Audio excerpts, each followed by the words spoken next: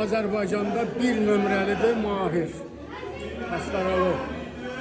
İkinci Mahirə tay tutulan şəxs yoxdur, nə də olmayacaq.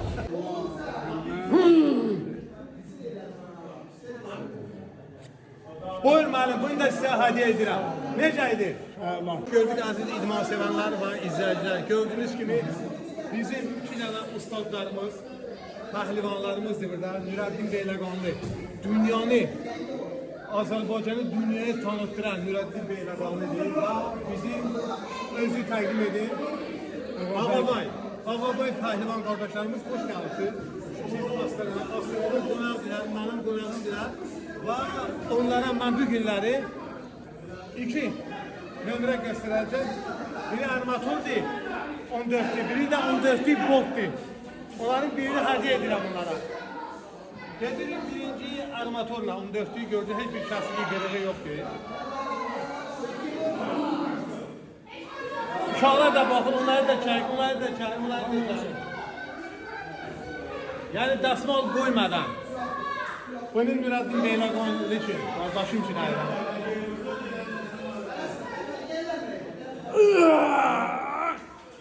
Bu belə. Mənim sizə hədiyyə verirəm. Bunu da askı qoymadan gördüğünüz gibi zavaskoy boktu. Bunu alın ayman mümkün değil. Yoxlama istiyorsunuz. Yoxlama kardeşim, yoxla. Yoxla onun gücünə. Mölkəlimdə tut. Tut bunu dağı. Söndür. Getmir. Getmir. Gördüğünüz gibi öz vəziyyətində qaldı. Və dəsmal qoymadan bunlar maçın zubaçiskadır. Bunu da bu qardaşımıza. Ağabay, pəhlivana hədiyyə edirəm. Məndən getdi dayı gəlməz. Ya Allah.